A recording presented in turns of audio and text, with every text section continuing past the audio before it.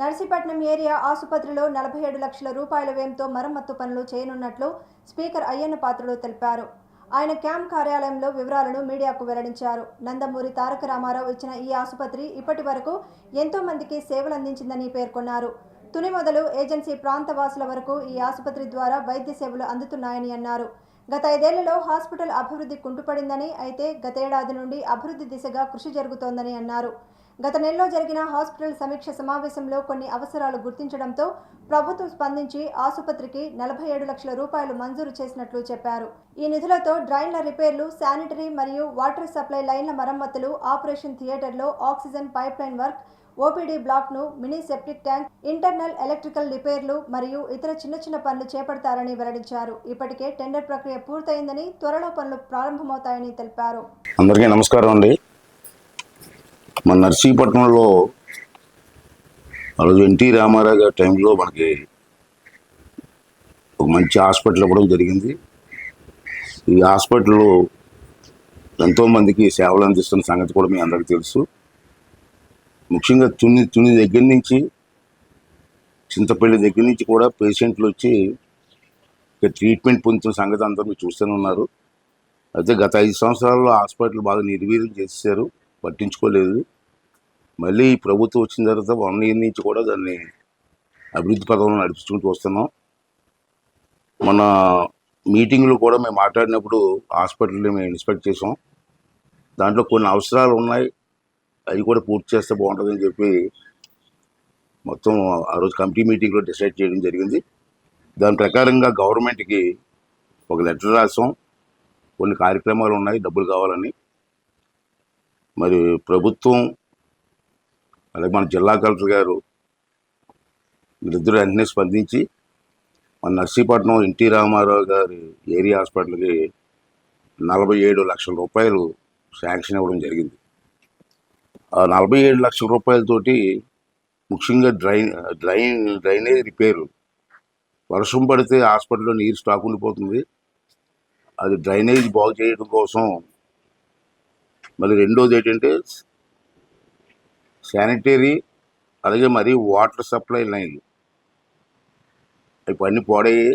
దానికోసం అలాగే ఆపరేషన్ థియేటర్లో oxygen pipe line, oxygen cylinder కాకుండా పైప్ లైన్ వేస్తున్నాం. ఆ పైప్ లైన్లో ఆక్సిజన్ కావాల్సిన వాళ్ళకి పైప్ లైన్ ద్వారా సప్లై చేయడం కోసం చెప్పి ఒక కొత్త టెక్నాలజీ పెడుతున్నాం దానికోసం.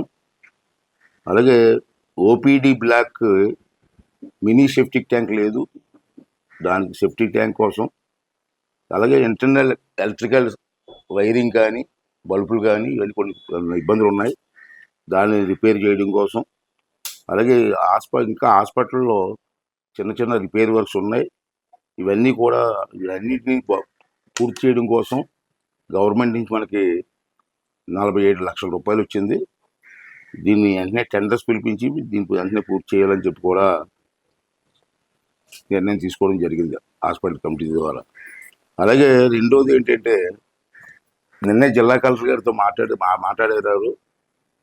మనకి రూరల్ ఏరియాలో అంటే మండలాలలో హాస్పిటల్స్ ఉన్నాయి మనకి, పిహెచ్సి సెంటర్స్. ఆ పిహెచ్సి సెంటర్లో కూడా కొన్ని ఇబ్బందులు ఉన్నాయి.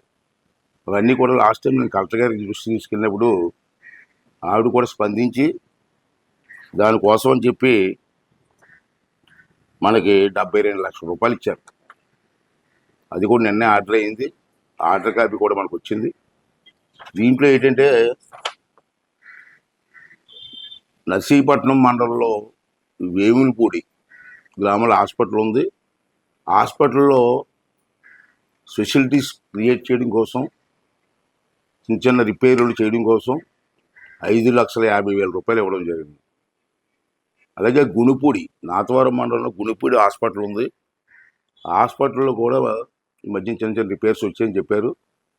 వర్షంలో లీకేజీలు అవుతున్నాయని దానికి ఒక 2,50,000 రూపాయలు ఇవ్వడం జరిగింది. అలాగే ఇక్కడ చీడిగొమ్మలు అని చెప్పి మన పక్కనే ఉంది చీడిగొమ్మలని, ఇక్కడ ఒక హాస్పిటల్ ఉంది. దానికి కూడా ఫెసిలిటీస్ తక్కువ అని చెప్పి రాసాం కలెక్టర్ గారికి. చీడిగొమ్మల హాస్పిటల్కి 8 లక్షల రూపాయలు ఇవ్వడం జరిగింది. నాతవరం గ్రామ హెడ్ క్వార్టర్లోనే ఒక హాస్పిటల్ ఉంది మనకి. అక్కడ కూడా పేషెంట్లు వస్తే కూర్చోడానికి బల్లలు, డెలివరీలు అయితే ఆపరేషన్ టేబుల్, పురుళ్ళు పోసినప్పుడు హాట్ వాటర్ ఇవన్నిటికి కూడా అవసరం అని చెప్పి రాశారు. అలాగే నాతవరానికి కూడా 5,50,000 రూపాయలు ఇవ్వడం జరిగింది. అలాగే గొలుగొండలో ఒక హాస్పిటల్ ఉంది మనకి, గొలుగొండ మండలంలో. అక్కడ కూడా కొంచెం రిపేర్స్ ఉన్నాయి, ఫెసిలిటీస్ కావాలన్నారు, హాట్ వాటర్ బాక్సులు కావాలన్నారు. వాటికి కూడా 5,00,000 రూపాయలు ప్రభుత్వం నుంచి ఇవ్వడం జరిగింది.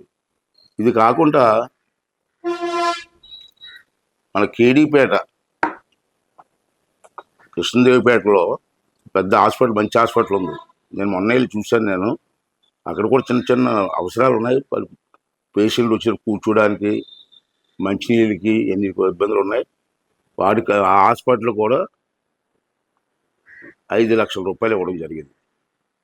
ఇవి రూరల్ ఏరియా. అలాగే నర్సీపట్నం వచ్చేటప్పటికి మున్సిపాలిటీ ఏరియాలో కూడా మనకు హాస్పిటల్స్ ఉన్నాయి.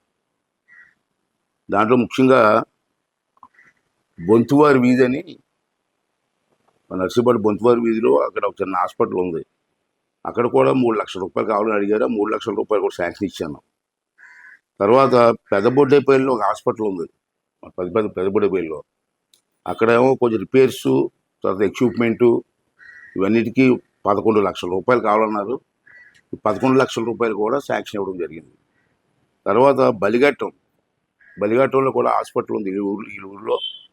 అక్కడ కూడా హాస్పిటల్ పెట్టారు కానీ డెవలప్ సరిగ్గా చేయలేకపోయారు. నేను ఎస్టిమేట్ వేయించాను. ఆ హాస్పిటల్కి 27,00,000 రూపాయలు కావాలన్నారు. 27,00,000 రూపాయలు కూడా నేను శాంక్షన్ ఇచ్చాను. మొత్తం టోటల్ మీద ఈ హాస్పిటల్ అన్నిటికీ, నర్సీపట్నం కాన్స్టిట్యూన్సీలో ఉన్న హాస్పిటల్ అన్నీ కాదు, కొన్ని ఉండిపోయి ఇప్పుడు నేను చెప్పినటువంటి వీటన్నిటికి కూడా 9 హాస్పిటల్, ఇవన్నీ కలిపి 9 హాస్పిటల్కి 72,00,000 రూపాయలు శాంక్షన్ రావడం జరిగింది. ఇది ఇమీడియట్గా ఇవన్నీ పూర్తి చేయడం కోసం అన్ని ఏర్పాట్లు చేస్తామని చెప్పి ఈ సందర్భంలో మనం చేస్తున్నాం.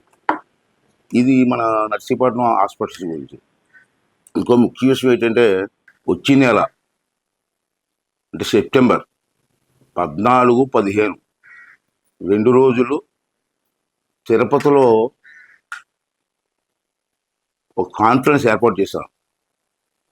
ఈ కాన్ఫరెన్స్ ముఖ్య ఉద్దేశం ఏంటంటే, భారతదేశంలో ఉన్నటువంటి అన్ని రాష్ట్రాల తాలూకు నుంచి కూడా లేడీ ఎమ్మెల్యేస్, అంటే మహిళా ఎమ్మెల్యేలు అందరూ కూడా ఈ మీటింగ్ వస్తారు. ఈ మీటింగు దగ్గర సుమారు 300 నుంచి 500 మంది ఎమ్మెల్యేలు వస్తారు. ఓన్లీ లేడీసే, జెంట్స్ కాదు, ఓన్లీ లేడీ ఎమ్మెల్యేసే సమావేశం. ఆ సమావేశం తిరుపతిలో ఏర్పాటు చేయడం జరిగింది 14, 15. ఆ రోజు 14వ తారీఖుని మీటింగ్ ఓపెన్ చేయడానికి పార్లమెంట్ స్పీకర్ గారు ఓం బిర్లా గారని అతను వస్తారు ఓపెన్ చేయడానికి.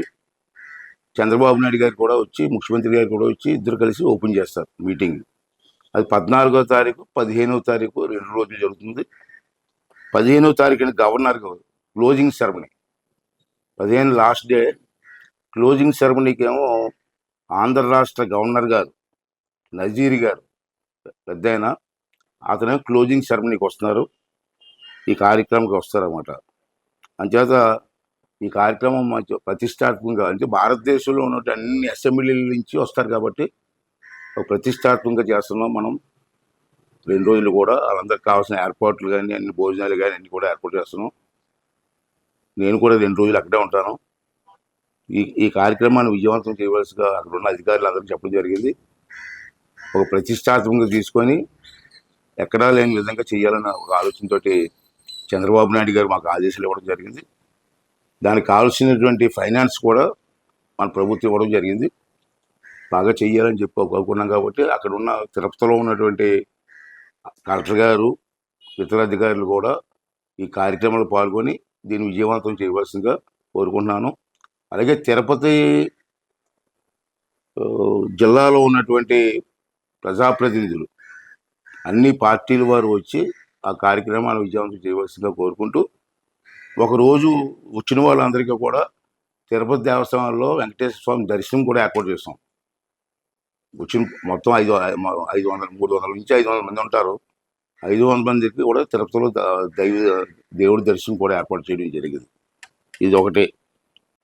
రేపు వచ్చే నెల 18వ తారీఖు 14, 15 అక్కడ అయిపోతుంది.